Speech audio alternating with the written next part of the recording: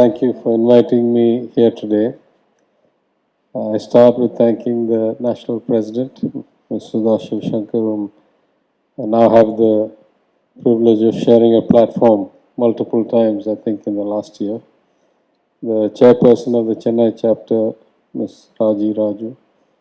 All of you gathered here today at the end of a couple of days, I hope, that have been very productive and full of fun and fellowship, having come from many states. We're very happy on behalf of my Chief Minister, myself, our government, we're very happy that this major 40th anniversary celebration took place in Tamil Nadu and just south of the city of Chennai, Madras. And we are privileged by your presence here. I was traveling a lot in the last month, probably spent about 20 of the last 23 days overseas. And so I was a bit caught up, not caught up on a lot of things. And so I only got back late last night. I was in the office till about 3 o'clock, and then I had to rush here today. I didn't even have time to go and change. And in the car, I asked my PA, I said, what am I supposed to talk about? And he said, actually, they haven't given us any topic. You just talk. So the bad news is I have nothing prepared to say. The good news is I hope that in the course of sitting and listening to a few of the things here, I will have come up with something relevant to the context of your gathering. But first I must start with congratulating the brilliant performance of the FLO Chennai choir, who gave an amazing rendition of our Tamil Thai Valthu, which I have heard now hundreds of times across many places. It was impressive on the surface, and then my colleague and friend Ms. Vanitha Venugopal, the skilling head, informed me that more than half the people are not actually native Tamil speakers. So that was even more impressive that they'd got the enunciation just right. And then they started to sing in other languages, and I was blown away with how much diligence and skill they must have practiced to be able to sing in so many languages at the same time. So let me congratulate them again for a brilliant performance. As I was listening, I asked Ms. Raju, I said, if it's not an impertinent question, you know, this notion of having a ladies' organization attached to something else, is that an anachronism that was from a different age, or do you see that as having a clear role and mandate? Because FICCI is one organization, then you have a ladies' organization. Is it a sign that we are not an equal society and women basically will not thrive in a gender-neutral space? And she proceeded to give me so many answers that I almost had to explain myself and say it was not a loaded question. I genuinely asked the question because she gave me so many brilliant answers. And she said, listen, we need a space for women. It is still not a society where women may feel as without inhibitions or, just listen to this performance. If this was, a multi-gender societal event, maybe they wouldn't feel so comfortable being on stage and performing. And then she, gave me a bunch of explanations, all of which were valid, relevant.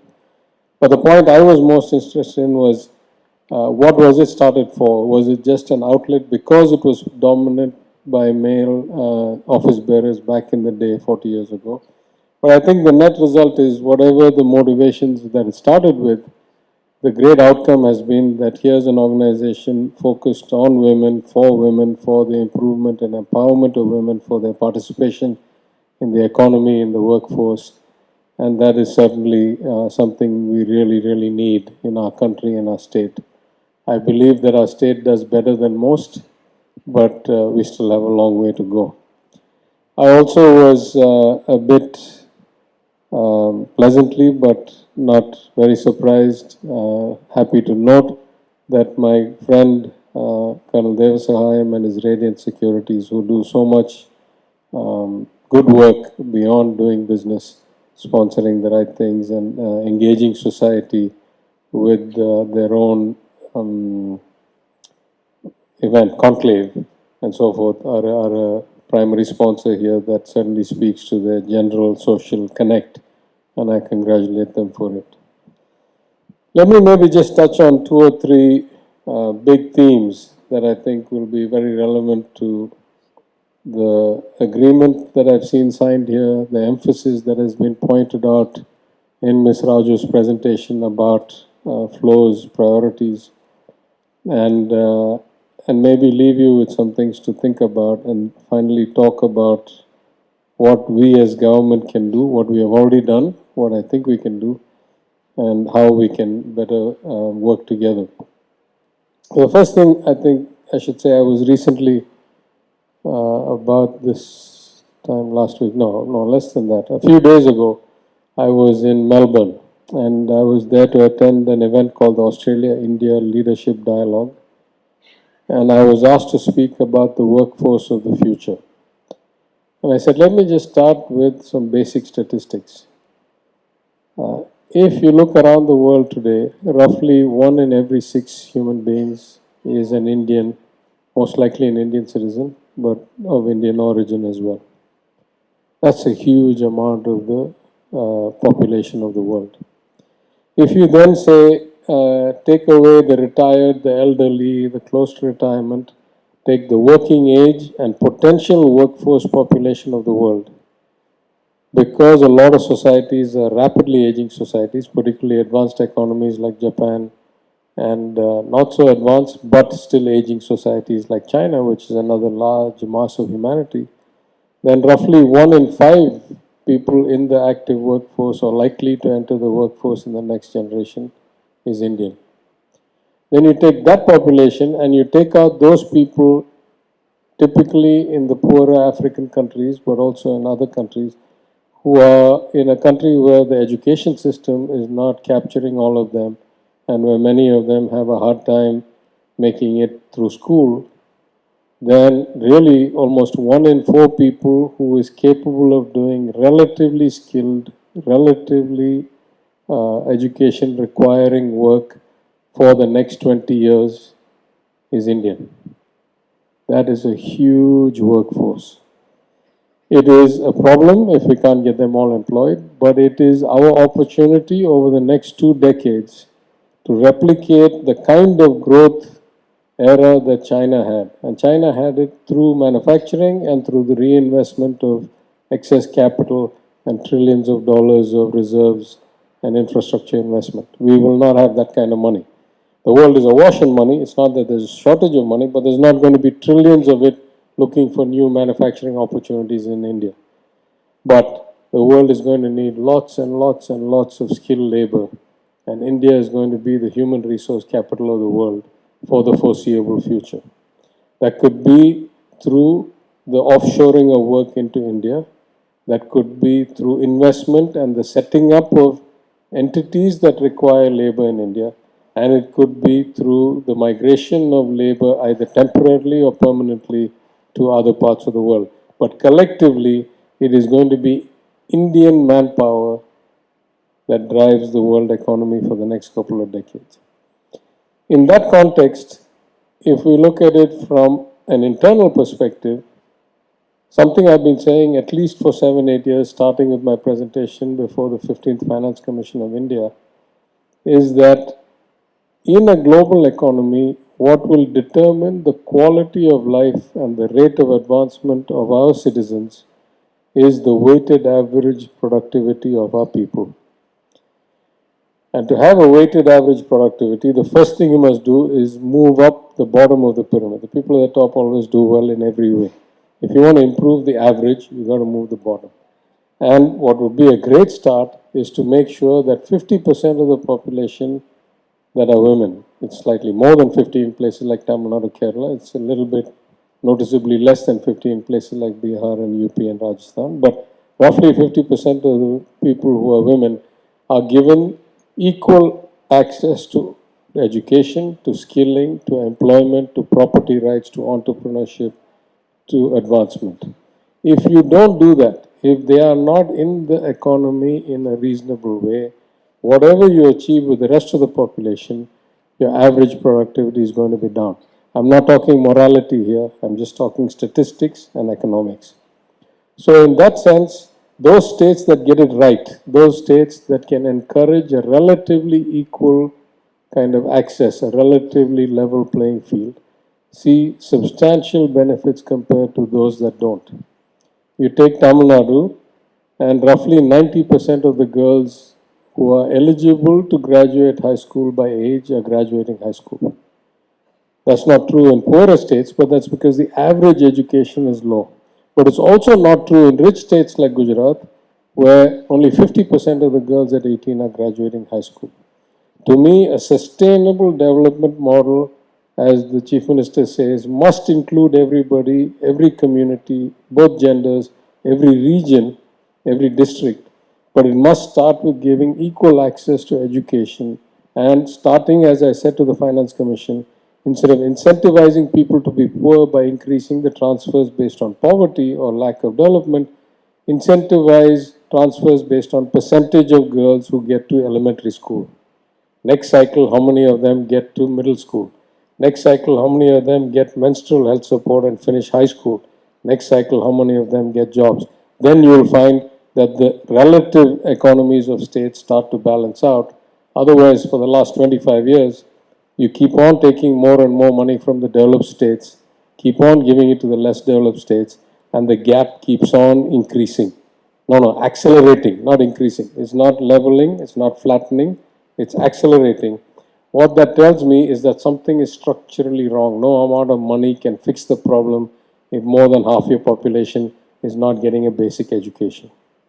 So I think the goals of FICCI FLO in terms of getting women into the workforce, keeping them in the workforce, returning them to the workforce after a gap, whether it's for child rearing or whatever the gap may be, the reason may be, I think these are all essential to society and essential to our progress as a country. Now, in Tamil Nadu, we do a lot of things towards this, but in particular, I think the self-help groups, though the data has been less than, clear in my view, and we're trying to fix that. But I think the self-help groups, both statewide and in my constituency, for example, when I was in opposition, I didn't have the luxury of doing this. But once I became a minister, I started from scratch with clear data, clear membership, training, how to do accounting, how to do business management, getting them connected with clients, getting them connected with banks, with financing. And we started some statewide programs from my constituency when I was finance minister. And I'm very happy with the progress we're making in the same kinds of things, in computers, in tailoring, in nursing, and in some product manufacturing for local products. The last thing I'll say is that the nature of education or skilling is very fluid. We live in times where the nature of industry itself changes, right? As we all expect.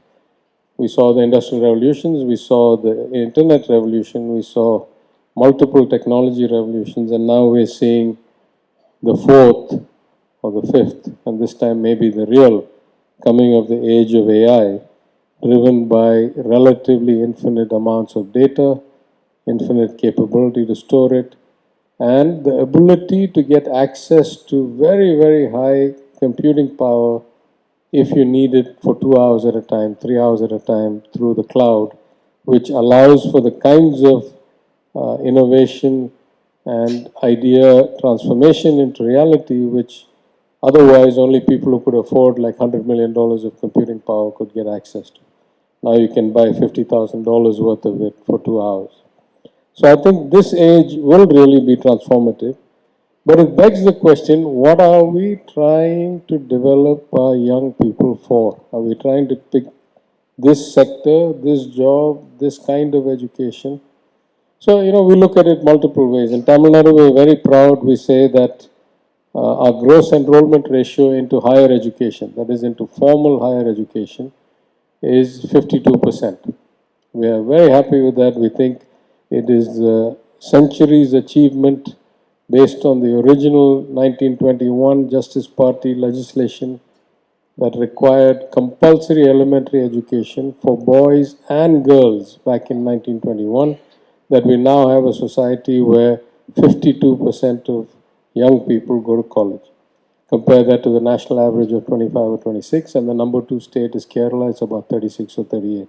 So we think we have something really, really good. Thank you. And apolitically, I give credit to every government that ever existed in the last 105 years or whatever. But the next point is, are we really developing a suited for the economy workforce? And the answer is, statistically, no. We have lots and lots of people who have degrees that are unemployed. We have lots and lots of jobs that are not filled because the right skills are not in the economy. So in my maiden speech in the assembly back as an opposition member back in 2016, I raised the point with the then Chief Minister, Ms. Jayalalitha, and I said we have what we call in economics information inefficiency in the market. Those people who are making decisions, either the parents or the children, of what to study, at what cost, in which place, simply don't have enough information to know what kinds of jobs exist today, what will they likely to be in the future, what do they pay, what are the odds of getting employed, these kinds of things, which in advanced societies like the United States or in Singapore, we have various government departments like the Bureau of Labor Statistics, like the Economic Development Board, like the Commerce Ministry, that are making these projections, assessments, surveys, putting them together and then transferring them, distributing them to the public. Because in our case, it's not just that we need the information to reach the students, because we have had an explosive growth in the number of young people or the proportion of young people coming into these institutions, we need this education or this awareness or this information to reach the parents, because the parents themselves are very, very likely less educated than their children. That's the reality of Tamil Nadu today. I give you an example. When I graduated from what is now NIT Trichy, then REC Trichy in 1987, the entire state of Tamil Nadu produced about 4,000 engineers. Today, it produces about 180,000 engineers out of the 1 million that the Indian education system produces. The scale has been great. Has the quality been the same? Where did we find the people to teach 180,000 students? Maybe not that great.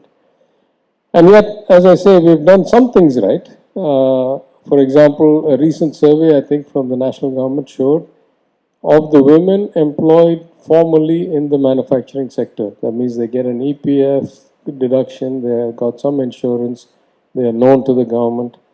Of the women employed throughout the country in manufacturing, 43% are in Tamil Nadu. Just think about that. We're about 6% of the population. Right? 43%. And again, I give credit to everybody, I don't say it politically. It means that we have multiple things going on. We have women with the right skills, at least to be able to be trained in 3 to 6 months to do their job. It means we have enough of an industry base and the right climate for investment and for conducive for investors to come and set up these entities.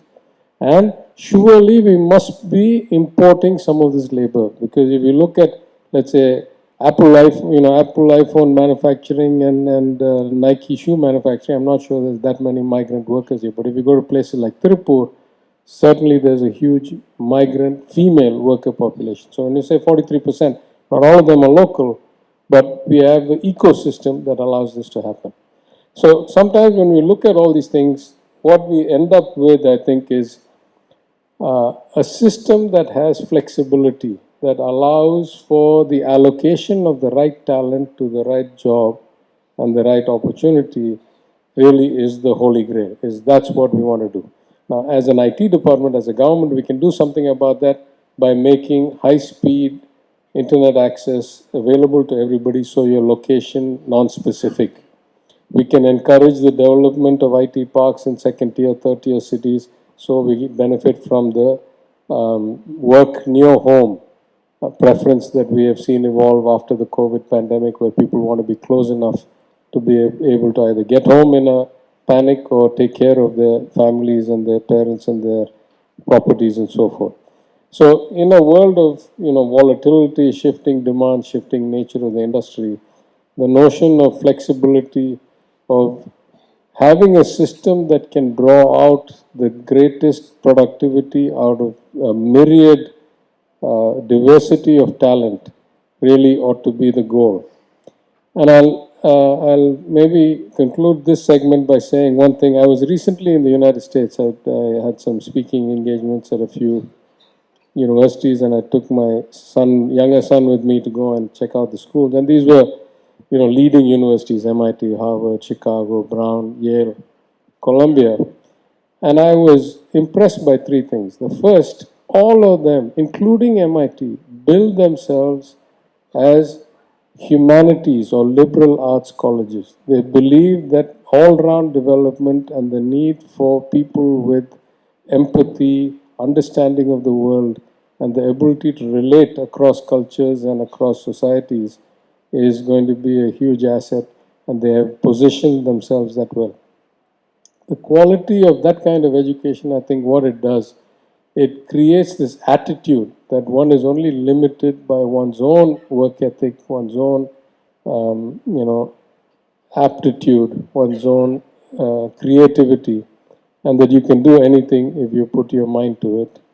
And I think, again, using a syllogism to the capital markets where I spent a lot of my career, the efficiency of allocation of capital is a great multiplier of the outcome, whether that's financial capital or human capital. And I give this example of a friend of mine who was a trader along with me back in the day in Lehman Brothers. And he was a very qualified guy. He was a Coast Guard Academy graduate. He was a senior officer in the Coast Guard, or mid-ranking officer. He left that to come to Wall Street, got an MBA at NYU, came to Wall Street, was a trader. Very complex, fast-moving products in the equities business he was trading. And then towards the time of Lehman's collapse, he was diagnosed as bipolar, and he ended up having some problems. And, he'd leave the house and not remember if he turned the oven off, and then he'd go back, and then he'd come out again, then go back again. So finally, he got diagnosed and it became clear he couldn't be in the capital markets anymore. So he left the trading desk, and then I lost touch with him. And then a few years later, when we reconnected, I found him to be an author. He had published a book about his experiences in Wall Street and at Lehman that did well. B, a investment advisor who had a subscription service where he was selling at like several $1,000s a year subscriptions, which many people were subscribing to, so he was making a decent living. But most of all, C, surprising to me, because of the way his brain worked, he found that he had some kind of affinity to create and DJ, like the psychedelic music for parties. And so he has a thriving career now where he flies around from his home in the fancy resort of Myrtle Beach, South Carolina, and he goes around DJing these like techno music parties all over the country. And that to me is the holy grail of allocation of human talent. Everybody has that kind of unique talent. An economy that can take that kind of talent and ensure that it gets recognition and reward for that talent is where we'll really get the greatest output for the entire society and humanity. So having said that, let me just conclude by saying that as a government, and certainly since my Chief Minister became Chief Minister 2.5 years ago, we have focused a lot on skilling, on matching the skills to the university's needs. We have invested greatly in the Tamil Nadu Women's Development Corporation and the Skill Development Corporation. In my own department, we have this company called ICT Academy of Tamil Nadu, which is one of the earliest and is certainly the most successful of the state training academies. We have offices in 10 states outside Tamil Nadu. That's how successful we are. And we run events all over the country. I've already addressed some conferences. We call them Bridge Conference, bridge between the recruitment offices of the institutions and the recruiting officers of the large companies, typically in IT, but also in other places. And we run conferences in Guwahati, in Delhi, in Hyderabad, in Bangalore, in Bombay, all over the place, and we have offices like that all over the place. So I think between that and the non-Mudalvan scheme, which my Chief Minister has again made his private kind of pet project, where we try to bridge this gap between industry or the economy and the institutions, as also the awareness of career opportunities at the right time to the parents and the students and the school counselors in the government high schools and other places. I think we have done some things along the list of dimensions where Ms. Raju pointed out that she'd like to collaborate with the government. Anything that you'd like to do that is related to my department, I'm more than happy to work with you. I commit that we'll do it.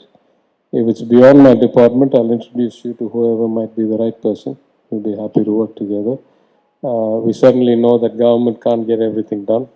We need the help of all those who are willing to step forward and do good for society, and in particular, historically disadvantaged sections, including, sadly, in our case, women to some extent, but also the formerly oppressed communities and the victims of the vagaries of the caste system. So with that, let me, I think I fulfilled my 20-minute obligation that was given to me. I hope it has been of some interest rather than me just rambling on. But I thank you once again for inviting me. I'm always happy. I think this is the third or fourth FLO event I'm attending in the last 15 years. Always happy to come out, always a joy to see so many bright and brilliant women come together. And I know you'll be accomplishing great things. So thank you for having me as part of your retreat. Thank you.